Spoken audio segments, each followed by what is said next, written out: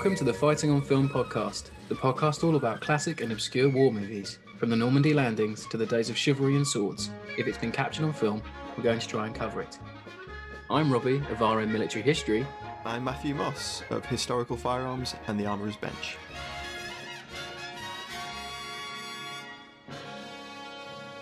Welcome back everyone to Fighting on Film, and today it's our Christmas special, so Merry Christmas one and all.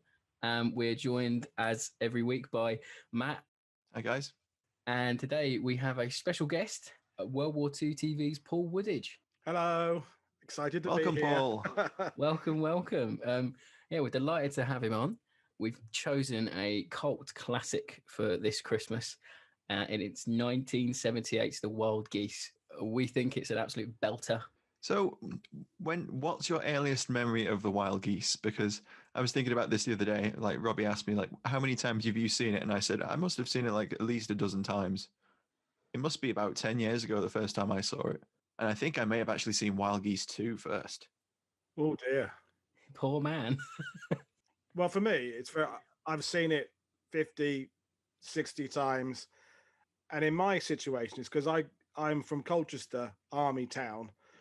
So it was an absolute classic film for people to talk about, not just the squaddies, but also students. And it seemed to be on every Friday night when you came back from the pub. And my earliest memory of Wild Geese is actually people saying the only acceptable time for a man to cry is when Rafer gets killed at the end of the movie. That and when you get knocked out in the semi-finals by the Germans. That they're the only two times it is okay for a man to cry. And that was kind of a standard buzz thing. Spoiler alert, by the way, that went round, in culture. So I would have been 10, 11 when I first saw it, which would have been probably about a year or two after it came out. So it would have hit, it was Cinema 78, so it would have been so actually it would have been older than that, it would have been about 12, probably about 1980. So that would have been, at my age, a big benchmark movie release. When that was first shown on TV, it would have been a big thing with lots of, like when the Bond films came out. So it would have been a lot of interest in it. And so, yeah, that would have been the first time. So I've been watching it for, nigh on 40 years. It was free with the Daily Mail on Sunday, and my mum and dad picked it up. We all watched it together, and I'd never seen it. And my dad was going, "Oh, this movie's great, Robbie will love it." And I think I must be about 10 years old, 11 years old. And I just sat there engrossed. I thought it was the best thing ever. Robbie's going to love this film full of old fellas shooting people and swearing and just having a cracking time in Africa. My dad knew me too well, I think. The amount of weapons in it and the amount of action and all that good stuff with some of the greatest British stars of the time. It's an absolute treat to watch, isn't it, really? Yep. I was trying to pinpoint what makes it such a good film, though. And it's hard to do, I think, really, because there's a number of factors. You've got the great cast. You've got the amazing array of weapons on show. Yeah. The action sequences are really quite good. The plot's not bad either. I mean, the plots are great. It's like a double cross. There's some politics to it. There's a bit of Stewart Granger being a dodgy bastard. It's just, but it's difficult to nail down like one element of the film that makes it, this cult classic. To me, it's because it's self-aware. To me, it's because it knows it is straddling a line between kind of where eagles their silliness and yet also making a kind of a semi-serious statement about politics in Africa. It knows where it is. If you think of something like the Monuments Men, for example, I know it's a completely different genre, but to me, that couldn't make up its mind whether it was a comedy or serious. It was kind of, it didn't sit in an area properly. The Wild Geese knows exactly what it is. It's action, it's got a good cast, and it's straddling that line between silliness and realism. I think it's, self-aware would be my answer. And it has that whole sort of like political angle where it's trying to make a statement with that, the speeches by Limbani, where he's talking to Kruger, and you got the despicable Stewart Granger, who has a cracking set of glasses. I think. Well, there's some bad glasses in the whole Richard Harris's. Harris is wearing milk bottle tops, isn't he? Yeah. It's a bit unashamedly like a really high budget British B movie. It doesn't try and ham in any romantic subplots. It's almost all A plot. There's no B or C plot here. It's right. We're going to go and snatch Limbani. Let's go. Well, you also turn it off as soon as the plane takes off, don't you? Yeah, I do actually, yeah. Because for me, that's how it should end. I want to like sort of dream that they all get back and it's all good, Well, you know. the book does end there. Oh, Didn't know that. I've not actually read the book. The book actually ends, with them landing in, and I forget whether it is Rhodesia or South Africa. But they land at an airfield, and that's it. Cut. There's no resolution. There's no, and it's different characters survive as well. It's because there are 5 officers in the book, of only whom 4 get portrayed in the film. Right. And the Roger Moore, Sean Finn is an amalgamation of 2. So the book does end differently without that resolution. See, I would prefer that. Just as a narrative structure, I would much prefer not I don't knowing. know. I quite like the fact that, you know, they have this cathartic like final showdown with Granger, who's you know, done them over so badly, got all these men killed, and he, you know, and eventually gets shot in the stomach by a little Beretta. I think, you know, it has a nice sort of like cyclical resolution as well. Like it begins in London, it ends in London. It starts with murder, ends with murder. You know, there we go. Although it is silly in the sense that Stewart Granger does say to Burton, "I've got a hit on you, in every country," and yet he's able to go down to a public school, go and see Emile without any protection and stuff. And you think he's going to get knocked off very quickly, isn't he? I mean, Emile just comes with a Colt 45 out of his school blazer and just does in Burton. That's for Dad, that is. Which would actually redeem the Emile character, It would, wouldn't it? yeah. In a weird way. He gunned down Burton.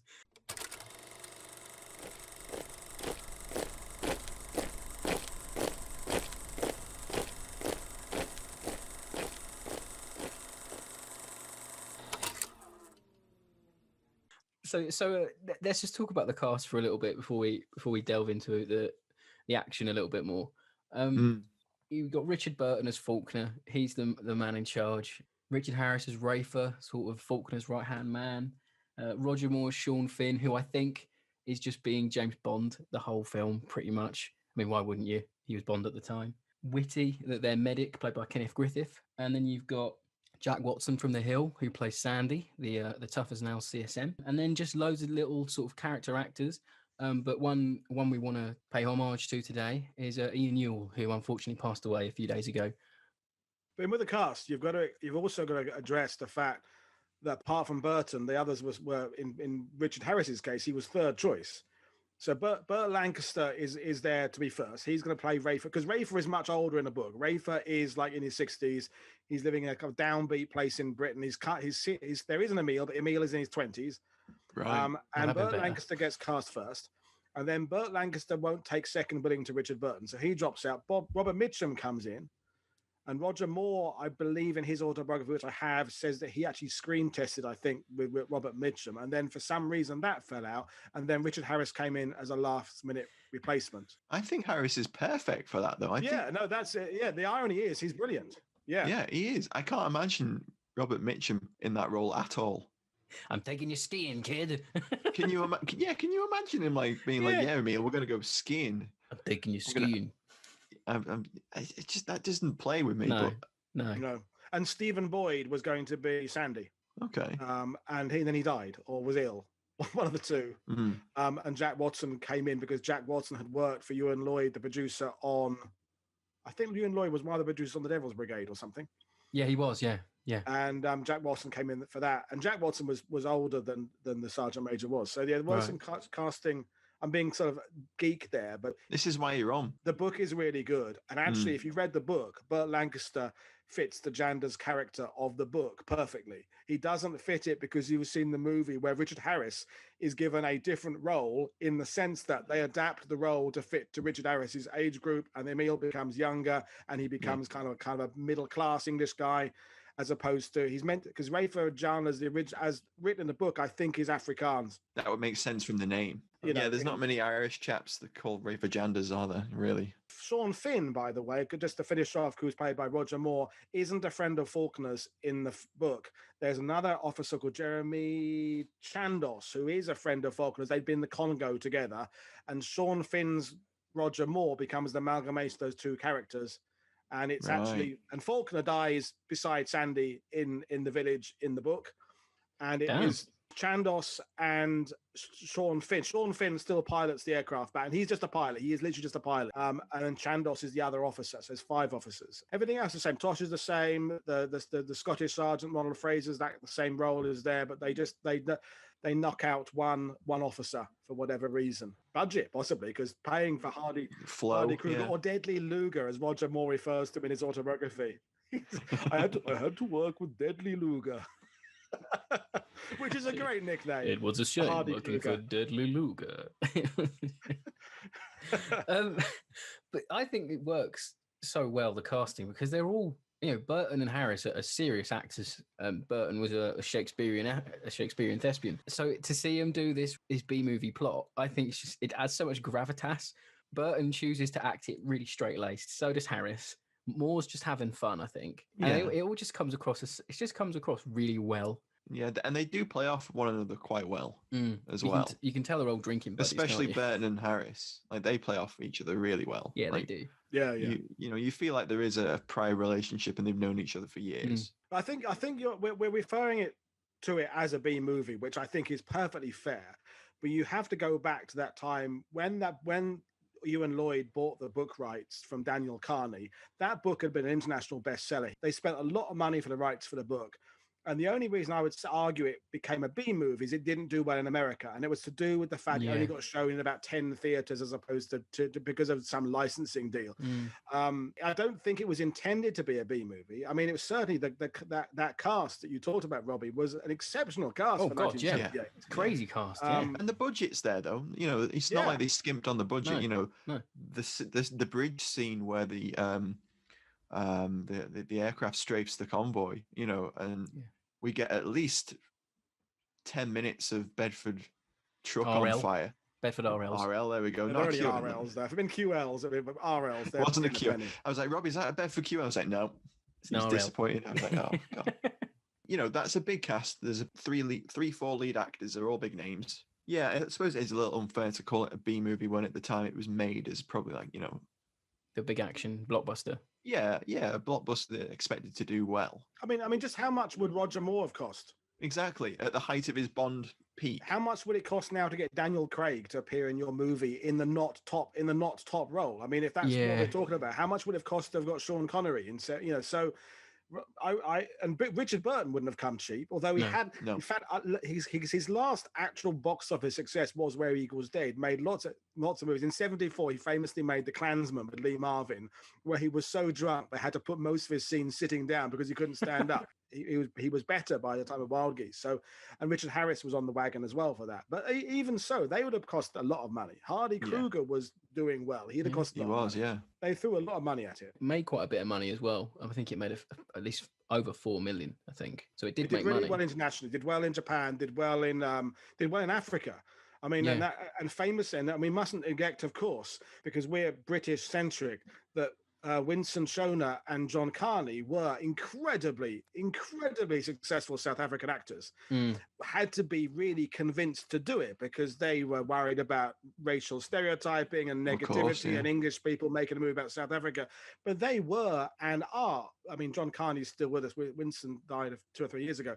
They were incredibly well-regarded actors. I mean, we wouldn't have known them as a British audience back then, but in South Africa, they were Laurence. It was like they're getting a Laurence Olivier and John Gielgud. They were Shakespearean on their, highly regarded. They'd had a stage show that had won all sorts of Tonys and awards and stuff for years. So we mustn't disregard them because they're not known to our audience, but they were huge. Let's not forget Stewart Granger as well. Yeah, he's not a no-name. That's a great little part for him to play. He plays that really well, I think. I like that. I found out yesterday, Patrick Allen, who plays Rushton, the military advisor, he narrated Tugs, and I loved that when I was little. So I was like, oh my God. It's just like, it's such a nice little touch. For the international audience, Robbie, what's Tugs? It's like Thomas the Tank Engine, but at sea. That's the best way to so they're basically talking tugboats, aren't they? Yeah. But he was the narrator, and I went mad when I found that out. I couldn't believe it. He was also, more interestingly for me, he was the narrator of all the What to Do in the Nuclear War Fallout videos I was shown at school. Was he? Yeah. Protect and Survive ones. and you'll be having to shit in a bucket and keep that bucket in the other room and take your... No, seriously, we had to watch... I'm older than you guys. We had to sit and watch those at school, and that was Patrick Allen. I'm glad they didn't put that in Tugs. I'd have been mortified. Oh, the nuclear warning episode. Yeah. Oh, God. We've got to tug these old US Navy ships out to this atoll for some testing. Why is my hair falling out? Said the tugboat.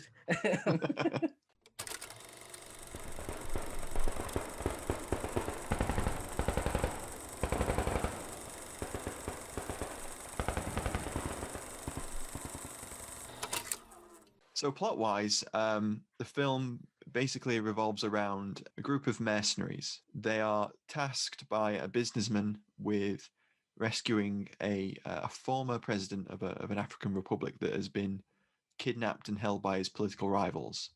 Richard Burton plays Colonel Faulkner, and he basically organizes this rescue mission with old comrades in arms. Yep. A lot of them ex-British military, ex-South African military, double hard bastards.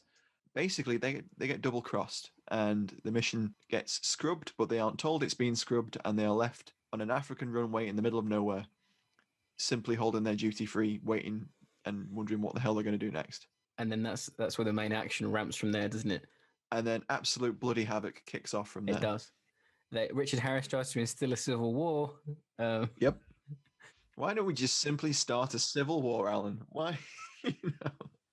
I'll give it to you practically, and I'll give it to you emotionally if I have to, or the other way around. It says, yeah.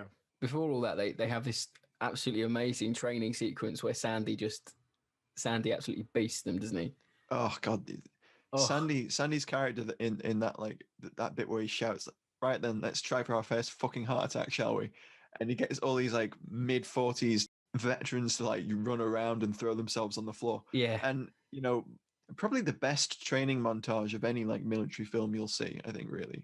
And Richard Burton is sweating out every single drink he's ever had in his life in them sequences. Yeah, it's that scene's single-handedly cleaning up Burton and Harris at that point. This is where you get to know the crew a little bit better. So you get to know Whitty and Tosh and all the rest of them. It is an ensemble, but it's more directed at Harris, Moore, and Burton. You still get a lot of character development with Whitty and Sandy and that. And these are actual people. They've got hopes and dreams. They've got actual character arc, which is really nice for a film like this because it could have just done away with any of that and just had the main stars. They're more beloved in a way because they're such small parts of the film. It links you to the character quite well, especially that scene that precedes it where they're being recruited and they're all in that pokey little flat. Someone's hanging around cups of tea. They're all being interviewed, and that's when you first meet. I just like killing, sir. Yeah, what I do best. What I do best. I'm a plumber now. It don't really fit me. The beautiful scene where Burton goes to interview Jack Watts in his garden. Well, the fucking rosebushes, pardon my French, coming on and whipping into shape nicely. That's just a great scene. It is. And again, I don't want to be the geek who's read the book, but Virgin, that's in the book. Please book, there's no beasting, there's no running around. They're accepting the fact they're older. They're in for Africa for a lot longer. There's a whole romantic subplot. Both Sean Finn and the other Jeremy officer have women in town. There's one's called Gabrielle, blah, blah, blah. And they kind of make the point of saying, we don't need to do running around. We're not going to be doing that. We're going in after 2 hours, come back. It's as long as the men can shoot, hold their rifles. So that's an interesting thing they must have developed for, I think, that reason of giving people some character development and some investing some emotion behind it. And I think, you took apart the Battle of the Bulge film twice, a longer running time, but you have much less investiture. Is that the right word? In the characters, because you don't care. It's just good writing, isn't it, really? Yeah, you care about Jock, you care about Tosh, you care about Whitty and Gennaro and all those guys, even though they only have 2 or 3 lines each. It works. It just works. So, Paul, you having read the book and know quite well, does the book begin with that whole mob subplot, the beginning bit with Sean Flynn? Except it's Janders, not Sean. The mob thing is all in there. It's Janders. The much more of the book is about the actual simply mechanics of how you set up an operation in a foreign country. They decide to, for example, when we get to Kit later in the book, they use Russian weapons, and there's some reason why if they get killed, they'll think it's something mounted from Soviet-controlled countries, not British. Right. And they talk much more about how they get the weapons there. Whereas in the film, they're all using SLRs and wearing British Army cap badges. Yeah, setting up of how they do all that, which the movie just skips. You know, Well, I can imagine that wouldn't be very interesting for the the average moviegoer, but we'd find that interesting. Obviously, that sounds really fascinating.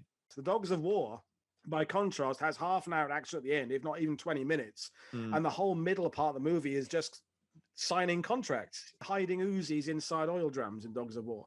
Yeah, but the Wild Geese, the film doesn't do any explanation of how they get all these people, because they explain at the beginning that Richard Burton shouldn't even be in the country. So how do you get mercenaries? How do you get them?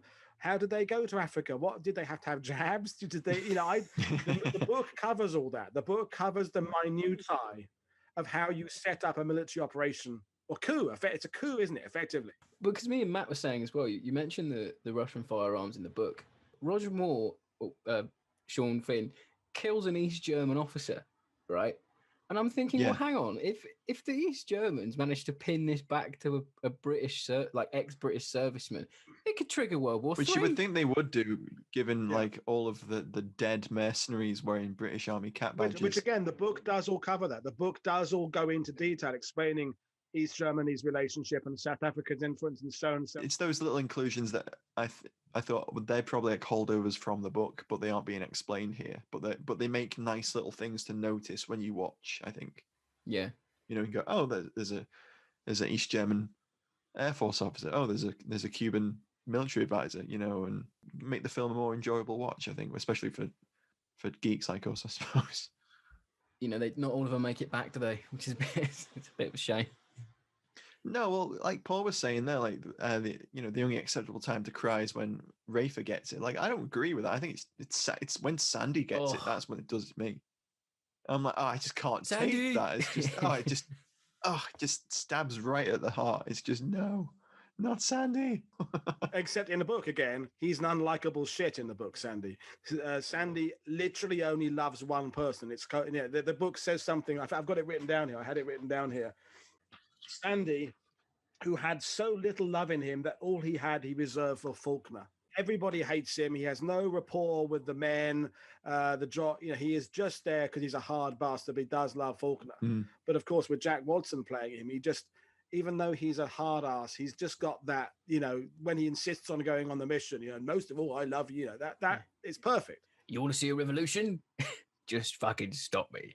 Exactly. It's like little scenes where he's having his gammon and chips in the mess, and they're all going off into town, and he's just like smiling, watching them. He gives him a little glance, doesn't he? Yeah, nice little scenes like that, and Jack Watson being the actor he is, he conveys that beautifully. I've never seen anyone more angrily fire a Sterling than him. Sandy on a Sterling, my God.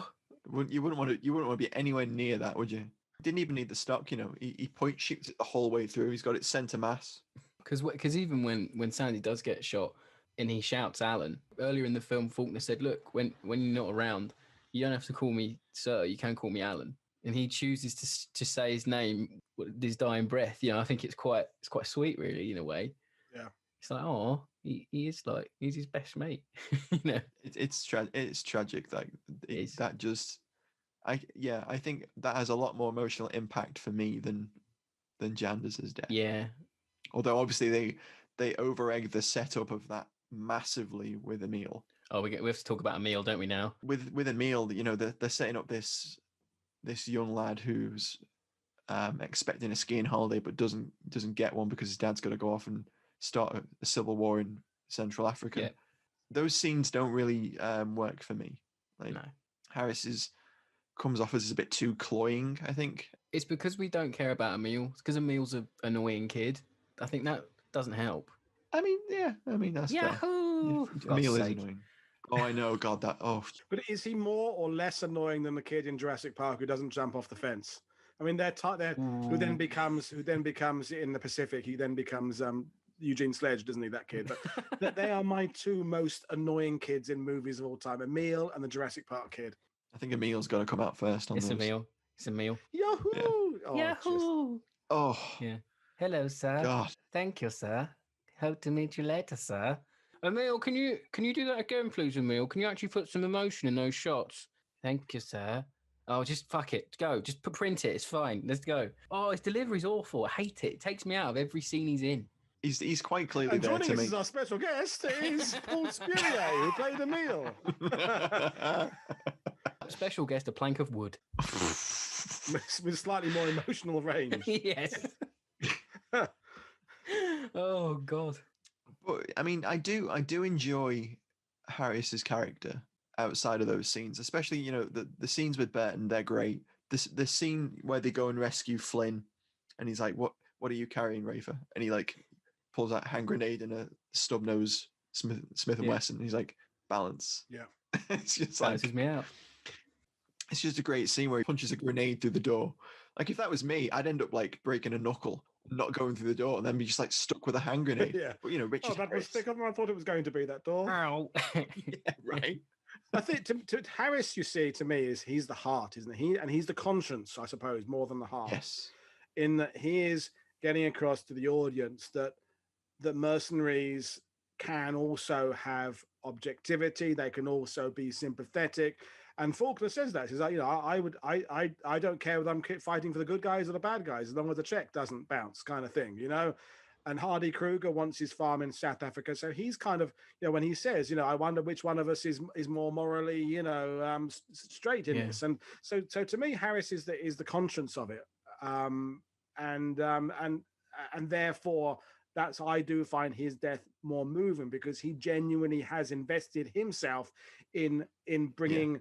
Limbani back to his people, whereas most of the 50 men are just there for the paycheck, and there's nothing wrong with that. Yeah, we've all done stuff just for the paycheck, but Harris is also, that's why he gave up Emil's holiday, is because of the principle, not the weight, not the money. Burton is the star, he's the focal point, but Harris is the emotional center of the movie. Yeah. What about Kruger's death? What do you think about that? Because obviously he has this epiphany where he talks to Limbani, and he says, "You that makes sense to me. You make sense to me. Yeah. I'd like to find out what that future can be like." That kind of sentiment. He's adamant that he's going to carry Limbani on his back constantly, and then there's that super alley moment where he does does a reload while he's got a man strapped to his back, and then jogs down a dry riverbed and takes out like 5 or 6 Simbas with his 60-round magazine. I mean, Hardy Kruger took the film on because he was a great lover of Africa, and he had written a novel set in Africa 2 years earlier that had geese it was in a German title, but it was referencing geese, and he said there was some kind of fatality when this movie came to him, that it was meant to do it. But he always said afterwards, and Hardy Kruger is still alive, he's 92 now, but he did say that he felt his scenes with Limbani were rushed. There was lots more they filmed, that the journey was there was longer physically, there was more instance on the way in the bush, and also there are more conversations. He felt it all got a bit rushed, and I think from my point of view, his death, it's moving, but I feel he's gone from complete racist bigot to champion of the black race, and it takes 10 minutes. It's too quick. It's very fast. Where he's being won over by Limbani's logic and political ideas. We're all modern 21st century people who use Twitter. We know that you don't convert people from being an overt racist with one well-polished quote on Twitter. One snappy it's quote, years, and yet within 20 minutes of being cut off from the rest of their unit, they're running through a bush, have a bit of water, and suddenly he's seen the light, and he's it's.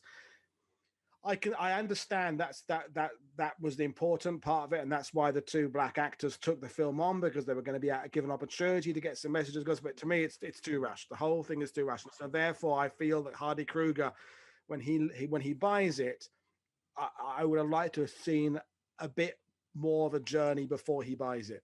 I think you're right. But it's a testament to both those actors that you get enough from that interaction to know where they were going with it. Yeah. Well, there's a lot of nice dialogue in those scenes as well. A lot of nice back and forth anyway. I like the redemption. It was a bit quick, but it was nice to think that, this double-R, ingrained racist who's killed hundreds of people, I assume, up to this point, he could come out of this mission a changed man, which I thought actually that's not a bad message for a 70s movie to make. It's quite a bold message, I think, as well, for the time. And again, the context of the movie, it was because apartheid was still the system in South Africa. They filmed it. They all stayed on a resort.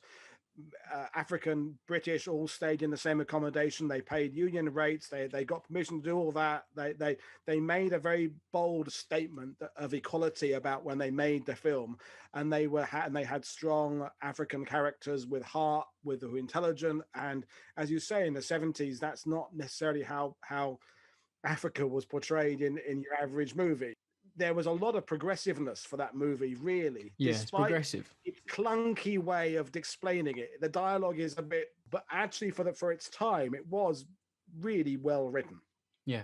Yeah, and there's not a lot of films there's not a lot of blockbuster films attempting to do anything like that really at that time.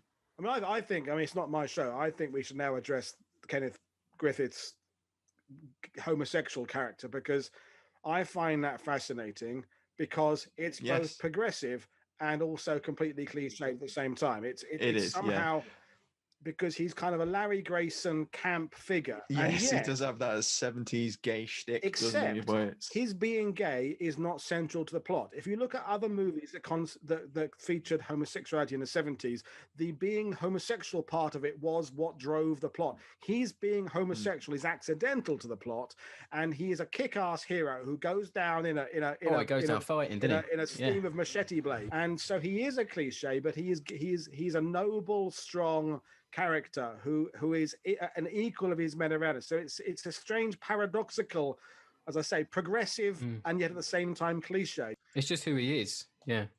None of the other characters are judgmental about about it. And he has a laugh with them. He's like, who are you sending your will to? A lovely proctologist. And he's like, what's that? He's like, it's a bum doctor, darling. And he's like, chubby chubby cheeks. I'm sure younger people watching it might be offended by that portrayal, but I think it was quite a brave choice. It's interesting. It's of its time, but I don't think we can dismiss it as just saying, "Oh, they got it all wrong." There, I think it was trying to do the right thing. He's one of my favorite characters in it. I love Whitty in it. Yeah, he's one of mine too. Because he provides some much needed comic relief parts. He's very important to the plot anyway, because without him, they can't look after Limbani when they're on the move, because he's the medic. Exactly. He's very sincere in his acting as well. When some lads are injured, he has this look that he gives Faulkner, and he's like, "Oh, these lads aren't going to make it," sort of thing.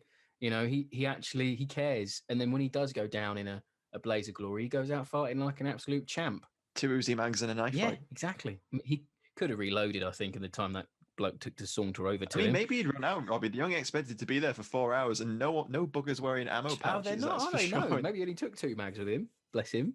Yeah. Like, I think Faulkner lands, and he's wearing basically just a smock and a belt. That's it. Have you noticed though? The interesting thing is, I'm pointing at a plot hole. They're crossing back over the river. It's either a different river or they've already crossed, because they cross from right to left over the bridge, right? The dry bridge where the plane comes. Yeah, they do. But when Burton and they leave, they're crossing from left to right, so they're going the wrong way across the river. Every time I watch it, it bugs me. They're trying to fool the Simbas there, Paul. I think maybe because in Lawrence of Arabia, David Lean always had the action going from left to right, didn't he? That was a conscious decision to do that. But obviously in the dry river, you can't see which way the river's flowing, but they're unable to cross from the right hand bank to the left hand bank. But later on, they're on the left hand bank and they're getting to the right hand bank. So it just doesn't make sense. Maybe that was a conscious decision by the director to impart some confusion. Maybe it could be that.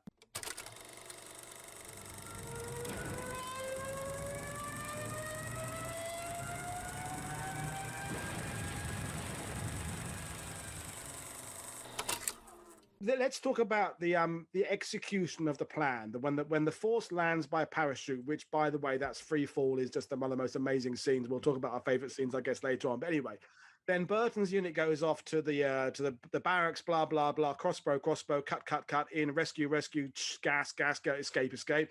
Roger Moore does the airfield, grenade, blah blah blah blah blah. They're acting like absolute perfect precision, everything's.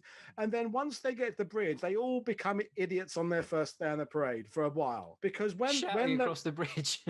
Yeah, see, that bit gets on my tits, right? Because Richard Harris shouts from the safe side of the bridge. He shouts, "There's not time because the aircraft will be back," right? And I timed it last time I watched it, because that's when Richard Burton does that. Looks at Whitty, and there's two guys who aren't going to make it. Who's going to do it? I'm going to, yeah. Like 3 minutes elapse at this point. There's plenty of time to duck down the riverbank, cross over the dry creek, get back and get in the truck with Rafer and Jack Watson and all that, and they go off. That plane's at this point radioed back their location. Yeah.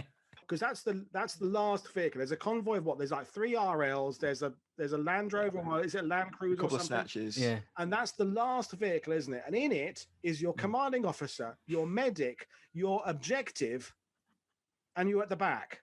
You put that in the middle of the convoy, surely, don't you? Don't you? You would, yeah, you would. Yeah. So why is that at the back and gets cut off? Because it's the 3 of the main characters in a jeep, and they've all wearing plot armor. It's Burton and Cruz. There's 2 of the 4 officers. The medic, the objective, are in the vehicle at the back that gets cut off. Yeah, I'm sorry. I'm saying that as a huge fan of the movie. That bit, every time I have to overcome this hurdle of why didn't they just get in the middle of the it just makes no sense. Why didn't they push the truck that broke down with the truck. Land Rover? Oh no, hang on, lads. We need to wait for this plane to go over. Hang on. Oh God, no, it's strafing us. Oh It's no. plot holes, what a shame. Plot holes big enough you can drive an RL through, isn't it? I love the film to bits, but that bit there, the whole river bit, just crossing the river twice the same direction and being isolated. And also, if we're on that subject, because Rafer's it with the map, and we've still got another 2 hours to go, right? They talk about saying about 2 hours to go, and yet somehow, though they've been driving, they all meet up down the riverbank. How fucking far have Burton and Kruger walked through the bush? I suppose if you got Simbas on your tail, you're going to move quick, aren't you? Maybe, Possibly. Who knows? So on that bombshell, should we move into the alley tally? Yes, let's go. Plenty to talk about there.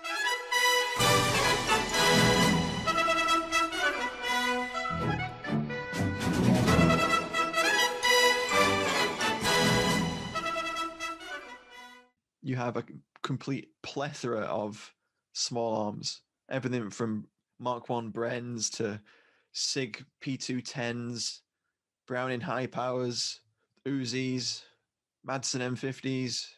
Again, I'm older than you guys, and when I used to watch that movie back in the day, we had no means of looking shit up and going on the internet and looking at stuff and free. You had to just kind of look, and you'd go, "What was that thing?" And the Score D conversations was, of course, Tosh's cut down, shortened SLR, but you didn't ever see it long enough on screen to get an idea of what the hell it was. And it was always a topic of conversation. What the hell is he carrying there? And I've now, of course, with the Internet Movie Weapons Database, you can look it up and go, all right, it's a custom L1A1 SLR with a 40-round mag, blah, blah, blah, that Ian Yule's carrying. L4 Bren mag. Yeah, 40-round mag. So, but that was the thing that I mean, for 20 years of my life, I didn't know what that weapon was because you never got a good enough shot of it. And every time you watch it, you try and get that. I still can't see what it is. So that is my pick of the kit because it took me so long to work out what the hell it was. That's a great choice because, I mean, even though we have the internet now and we can find out what it is, it's still one of those guns where you go, damn, that's cool. What the hell's that? When you watch it for the first time. And, it's not just the gun either. It's got an OEG collimator sight, which is a very early sort of like optic, red dot optic that basically tricks the brain into superimposing a red dot. It's not an optic per se. It's just a light tube that tricks your brain into superimposing a red dot over what you're looking at. For years, I think everyone assumed it was some sort of prototype from South Africa, like one of their files cut down. But apparently not. Apparently it came from a UK armory. But I want to know what your choices are because you're the weapons guy. So what's your choice, Matt? Well, I mean, obviously my choice would also be the cut down SLR, but there's so much to talk about in this film. Like the beginning scene with Roger Moore where he pulls out that SIG P210, you just know the rest of the film's going to be good from there because how often do you see a SIG P210? You just don't. And that's a very, very, very cool pistol to have. It's not all the PPK cool, but it's pretty cool, and it's a definite stylish choice. It's an elegant gun. But yeah, you've got all kinds of really, really alley kit in there. You've got that Vickers that pops up that you don't, where the hell did they get that from? There's a couple of honorable mentions. Got to give a shout out to the Mark 1 Bren. Yes. That makes a few. It's got the drum sight. It's It's the original, the OG. It's in 303. Everyone else is, operating firearms in 7.62 NATO, and there's just a random 303 Bren. So that must have been an ammunition nightmare for them. But I think one of the standout things is the blindy side anti-tank weapon that pops up at the end. They loaded the mortar round. And yeah, that they load with a mortar round, which is that's Give him it with a bazooka. yeah. And just that whole village set piece is just so good. Right. You get the Simbas. Fire. Yeah. Oh my god, it's so good. You got Esposito with the Bren and Sandy just we're waiting until they're right on us. Harris is on the Vickers at the edge of the airstrip, just absolutely mowing down the finest soldiers this African Republic has to offer. He kills about 50, 60 because I think there's a kill count video out there on YouTube somewhere. Oh, right, yeah. And ironically, Harris gets the most kills out of anyone in the whole film with the Vickers. Mows him down, doesn't he? Gives him a belt full. What about you, Robbie? Well, loads, really. You could go on forever. But I love the DPM smocks and the DPM fatigues they wear with 37 pattern webbing. I quite like that. I think that's quite alley. And DMs. DMs, yeah. I really like Hardy Kruger's crossbow. I think it's great. Which would make a good beer name, wouldn't it? Hardy Kruger's crossbow. It's like a 7% strength IPA, isn't it? I'd drink that. If you saw that in a shop, you'd buy Hardy Kruger's crossbow. Indie brewery around making that. There's got to be just a couple of lads going, what can we call this new beer? Well, I watched Wild Geese last night. What about Hardy Kruger's crossbow? Only the best mercenaries drink Hardy Kruger's crossbow. I love the way it's set up. They go, we need to kill a man silently. And he goes, I know something that I can use. Crossbow, kill a man at 300 yards, go straight through a man. And they attach poison to it because it'll go straight through a man. And also, interestingly, how they don't solve that problem till they get to Africa. No. Rafer's the planner. He's got the map, and they go, oh shit, we got to get rid of those guards, haven't we? What if Hardy Kruger hadn't come up with a crossbow? Yeah. They'd already got to Africa by then. Surely that was central to the whole mission. Yeah. To me, that's a sort that one out in London before you get on the plane one. It's maybe that's something that can only be solved in Africa. Paul. Possibly. Maybe. It's we need an African problem solver for this one. You had to get the crossbow from Durban, so possibly. Yeah, but that is definitely in Africa. They have that conversation. Yeah. They're already there. They've got the plan. And I mean, I'm surprised they didn't actually get to the edge of the fence. Go, oh shit! We said we were going to get rid of those guards. How are we going to do it? Oh shit! They could have used Roger Moore's silenced pistol, couldn't they? Push comes to a shove. Yeah, that's alley kit on its own. That's a suppressed Walther P38 with a cut down barrel. Very nice. And the Simbas as well. They're quite alley with their Denisons. And the parafouls they've got. Peak at wall to wall alley, isn't it? It's the alley film. It is. It's just, there's just so much in there. I mean, that film could have been sponsored by IWI, the guys that make the Uzi. There's so many shots of them just looking into the distance, holding an Uzi. The promotional shots. For all the effort they put into some really cool weapons, no weapons training. No. Burton has to look at it all the time. He's just, The good part about that is, obviously, I think the key characters know what they're doing, but then some of the lads in the background are a bit questionable. A bit. And, just a little. Definitely some lads that are the wrong side of 40 in that group, aren't there? Sandy's weapons handling, while looks a little bit janky because he isn't using the stock and he's sort of gripping that Stelling for dear life. Yeah, that's that center mass hold where he's got it in his eye line but isn't actually looking over the sides is a recognized method of point shooting, snap shooting. Yeah, and you would know because you wrote the book on the Sterling. Available. Yeah. Just may be available in time for Christmas, folks. We don't know.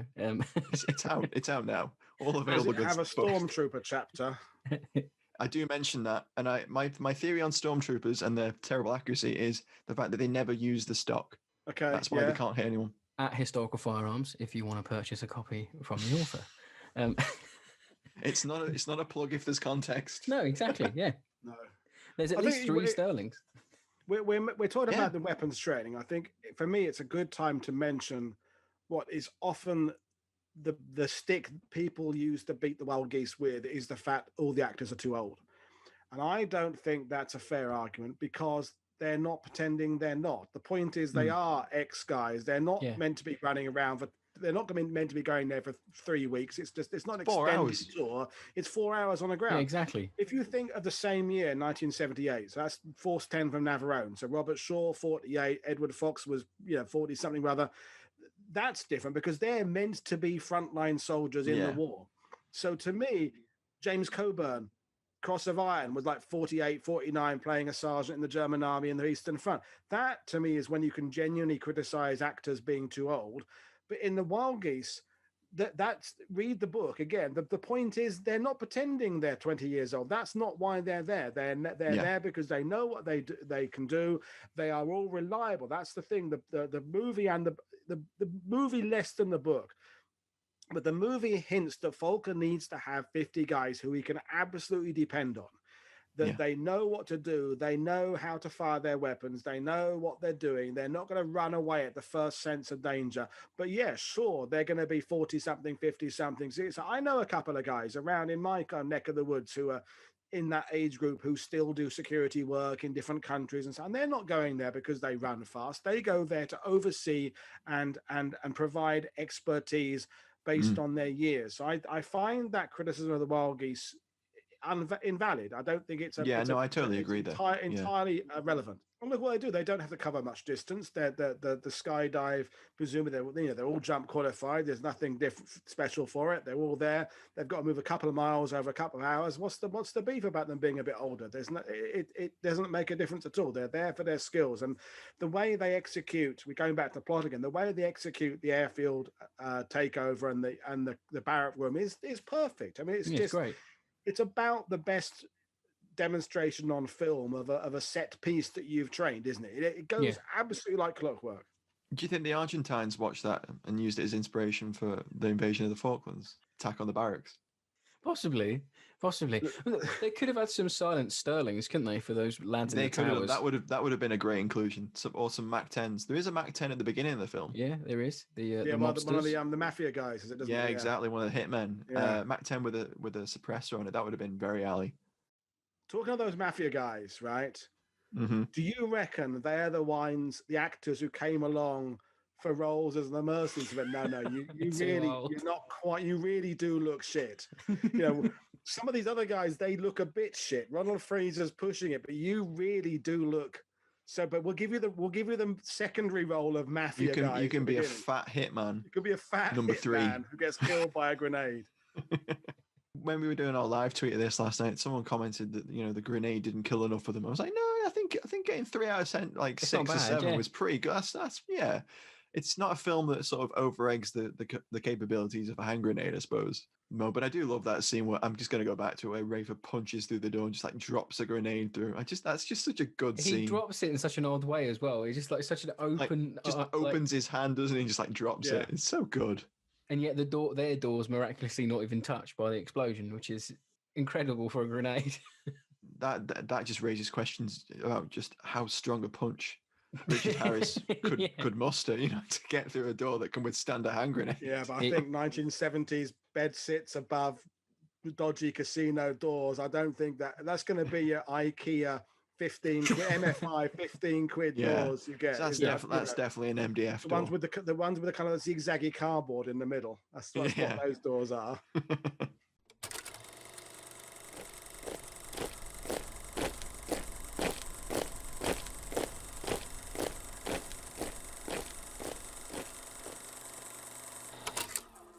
So I suppose we should move on to favorite scenes. Yeah, we should. And discuss some of our favorite bits. So as you're the guest, Paul, would you like to kick off? Well, two, but if I can just go for one, it just has to be the running for the aircraft scene at the end, which is just from about the moment Richard Harris runs with the Vickers to the Richard Burton turning to Roger Moore and saying, "I killed Rafer." I don't think there's a wasted second in that sequence. I don't know how long that bit is. Let's say it's 7 or 8 minutes.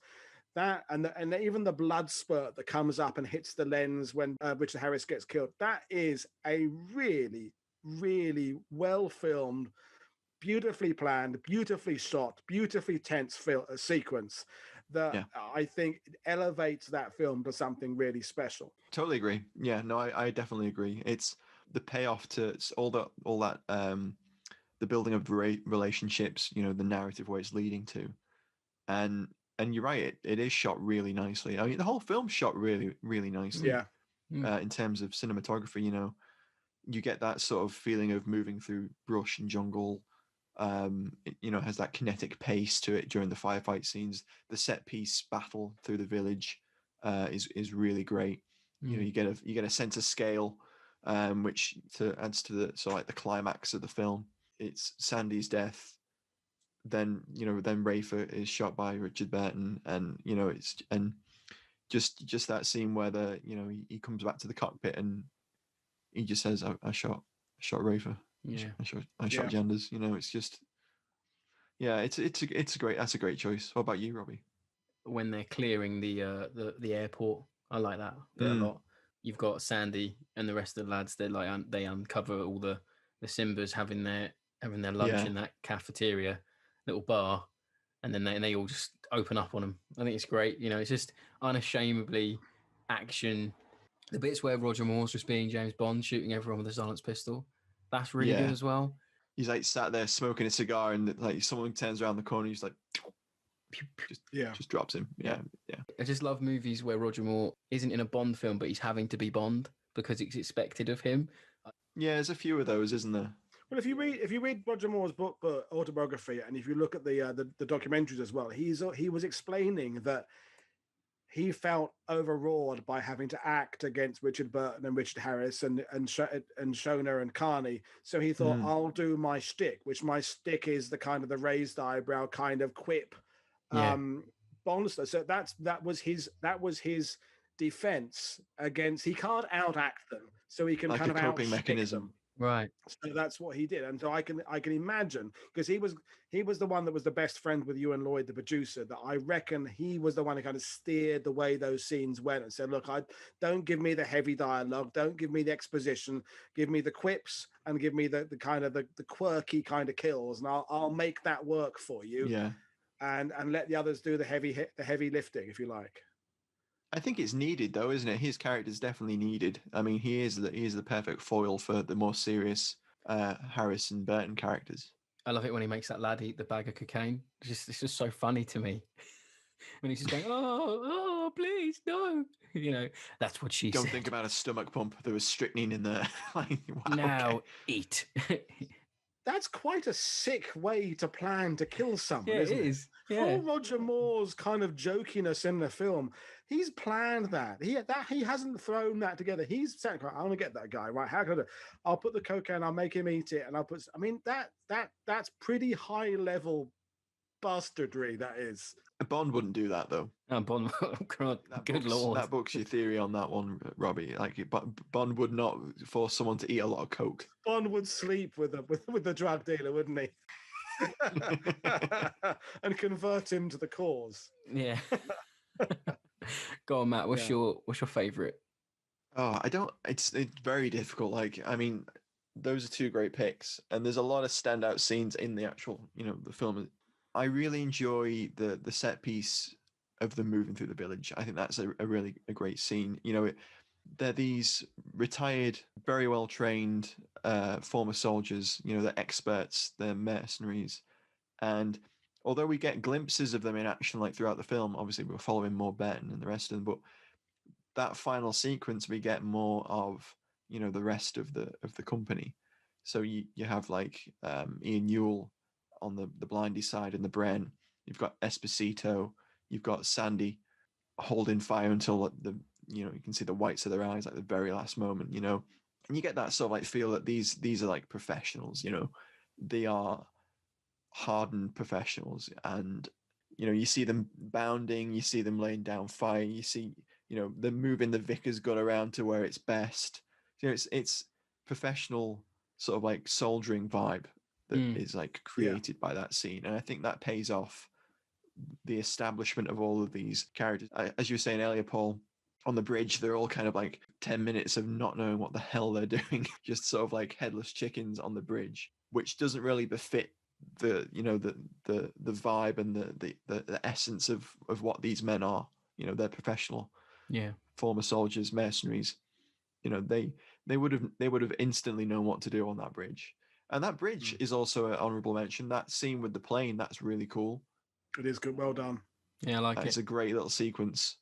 And I think to add to what you said about the village, I think is what makes that scene so good is it's grounded in what these men could actually achieve. It doesn't go into kind of Expendables territory where you know your 6 heroes are going to come out of it by standing there in Schwarzenegger style, Willis, Stallone, and just kill.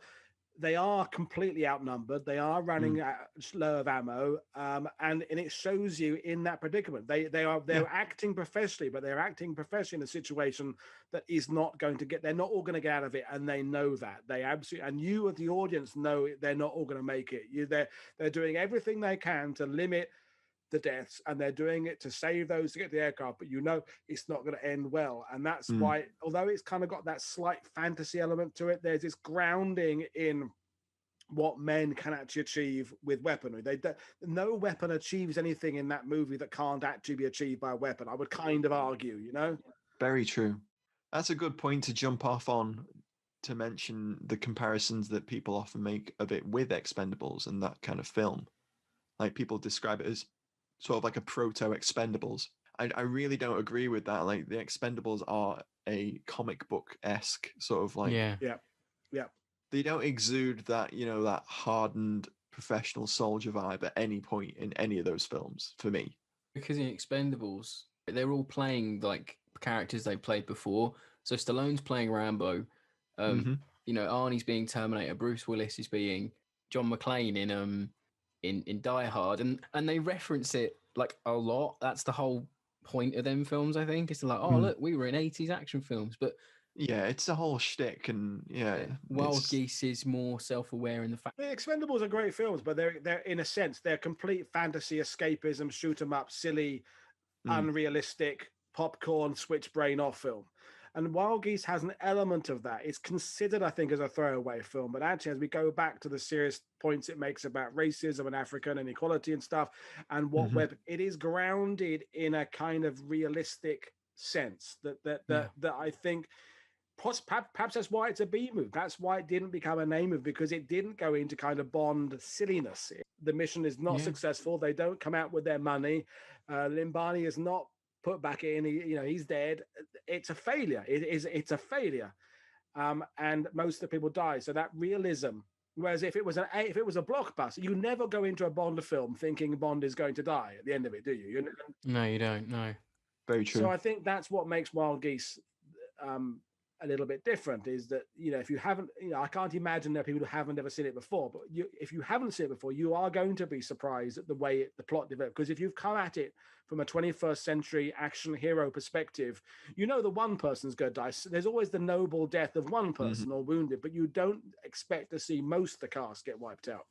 That's very true. It does book that trend of, the stereotype of there just being one noble death. Clearly, it's not a film that's pulling any punches. It's hitting hard where it can on, as you mentioned, African inequality, the foibles of capitalism with Stewart Granger's character. Yeah, and I think the writing of the film is such that you get a feel for these characters, and that they're willing to die for the mission, because that's what they've signed up for. And they're professional soldiers. So you don't have this stupid comic book sort of made for the video game generation, as I hate that phrase, but that's one of the things about Expendables that I hate, where there is no real oomph to the plot. There's no real narrative. There's no Taken risk as well. Those kind of films where it's just a straight bolt sort of like plot with no real oomph or essence or body to it.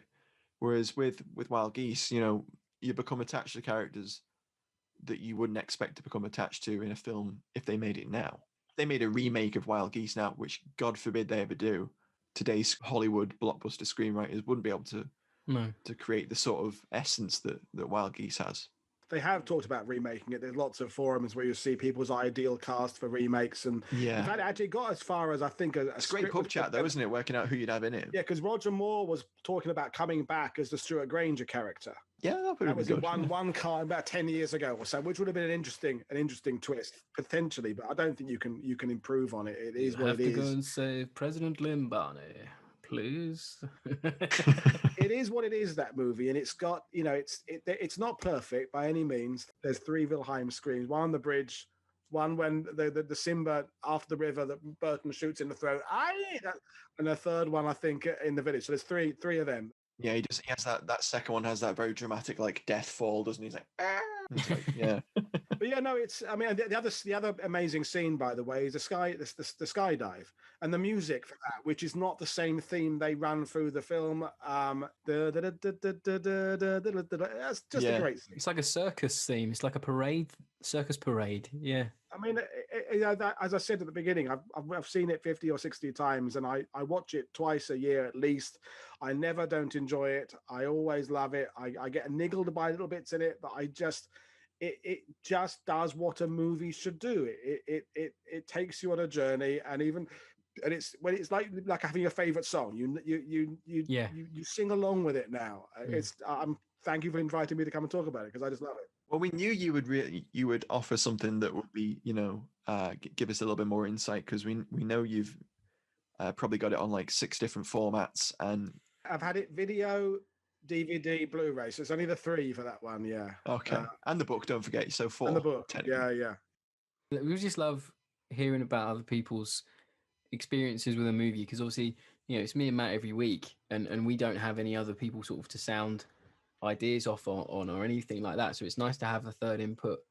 I think it's also a little bit slightly of a generational thing as well. It's it's like because of my age, Roger Moore is my Bond. It doesn't mean he's the best Bond, but he's the Bond I went and saw at the cinema. So I don't like too much Roger Moore bashing, because that was where I saw the Sean I don't think there's anything to bash TV. Roger Moore about in this film at all. No, he really comes off really well in this movie. I think he's great in this film. Yeah, no, he's thoroughly believable as let's be honest, as a more realistic character than Bond, isn't he? You get the impression he is much more ruthless in this, and he is, and the 30,000 quid he's going to get for it, which when you're watching it now doesn't sound like that much to risk your money for. Although this year with COVID, I'd risk my ass for 30,000 quid. But yeah, I'll do it tomorrow. What other things about the film that niggle you, that annoy you? You go, that just, they could have improved on that, or just, plot holes or something, because it's not perfect. For me, it's the lack of suppressed Sterlings. There should be some L34A1s or Mark 6s in there. Should be. I think that would have added to the alley tally in a significant way for me. I think for me, possibly, I wish there was some like tanks in it or some armored cars. They could have stolen a APC or something to help. Could them have been out. a little ferret in there or something, couldn't there? At the airport, perhaps. Take it out with the blindy side. I think it might have benefited from like a Daimler Ferret or a Saladin armored car or something. That would have been really cool. Yeah, it's just a little something. I think going off what you said earlier, Paul, I think what a good inclusion would have been a little bit more of the sort of back and forth between Kruger and Limbani. Now I know it's been cut. It'd be nice to see it. Exactly. Now that you've mentioned that was cut out, you feel the loss more. Like you feel like it should be in there. There should be a little bit more. And while it does the job, it gets across what they're trying to say in a succinct way. I think they could probably have included a little bit more of that. Maybe 1 or 2 more conversations, just like short bits back and forth. So I think that would have been improved, like the heft of the film on that side. And you might have felt a bit more. I'm not saying Limbani is a MacGuffin character, but when he passes away in the plane, I don't feel much emotion with his death, but I feel loads of emotion for Rafer and loads of emotion for Sandy, but not a lot for Limbani. And I wish, if they'd have said more, if he'd had more to say when he was up for speaking to Kruger, maybe I'd have felt more for his character and his plight a little bit more. That's a good point, actually, because I'm not moved when he died. I had never thought that. Somehow I don't invest myself in him in the same way. I mean, he was in a shit spot before the movie started. He's already in prison, and he's already ill. So kind of it's expected, I suppose, that he's the fragile one. Mm. Yeah, I mean, like when I watched it for the first time, I didn't think, oh yeah, he's going to die. No, I thought we'd get out. I did, yeah. And as I said, like you wouldn't think it would be a gunshot wound that would get the guy with the heart condition. He's poor guy's like dragged through half a dozen gun battles, and that's what gets him in the end.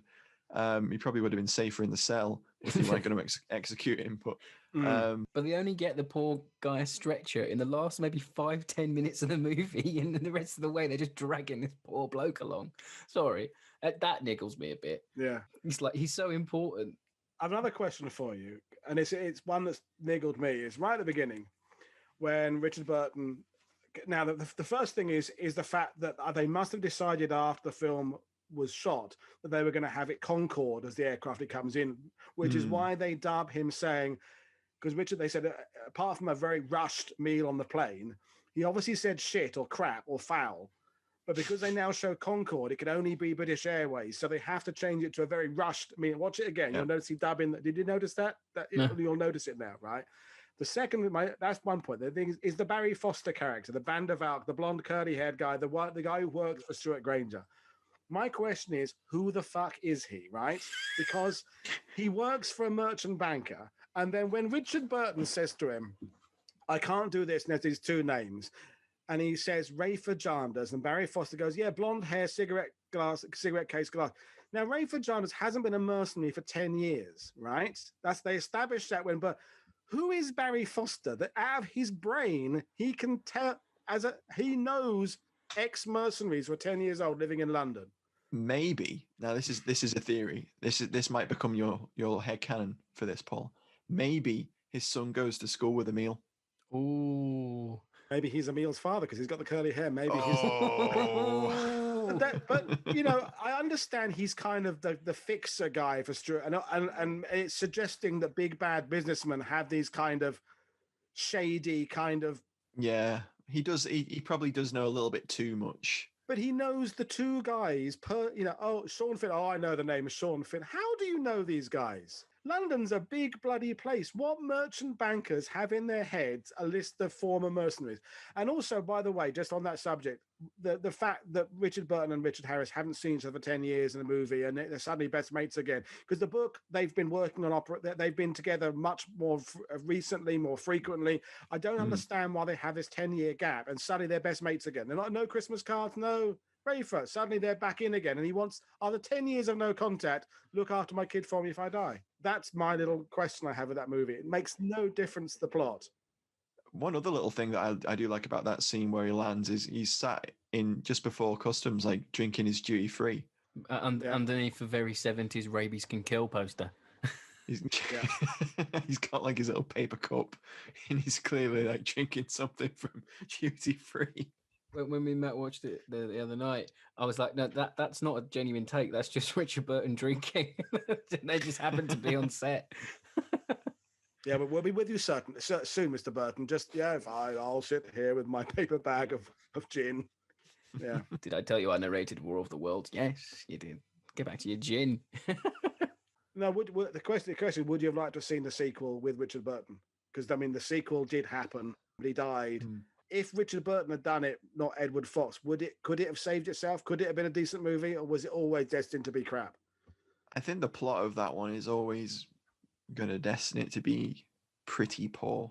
There's none of what makes Wild Geese special in Wild Geese 2, I think. I've not seen it, so I can't comment. So the peril isn't there, the danger, the being away. It's in a city in Europe. It's not. It just seems like if it fails, you're going to get arrested. That's how it. As opposed to going to get a stern talking to. Yeah, I think Wild Geese 2 for me is much like Die Hard 4 onwards. Just does not exist mentally. So I guess that rounds us out nicely. I think it does for our discussion on the Wild Geese. Thanks so much for joining us, Paul. I've enjoyed it. I'm sorry I've rabbited too much, but yeah, I love the film. I never cease to enjoy it. Like you said, Paul, I never cease to find new things or enjoy the bits that I've enjoyed before unashamedly. It's just a good movie. It entertains. It does the primary purpose of entertaining you. Merry Christmas to all our listeners. Yeah, we're really grateful to everyone who subscribed, everyone who's given us a review or shared the podcast around. Really means a lot. Happy New Year to everybody as well. And don't forget to give us a like, subscribe, share the pod with all your friends on whatever device you're listening on. And you can find us on Twitter at Fighting on Film. Thanks again for coming on, Paul. Yeah, thanks, Paul. Bye-bye. Bye.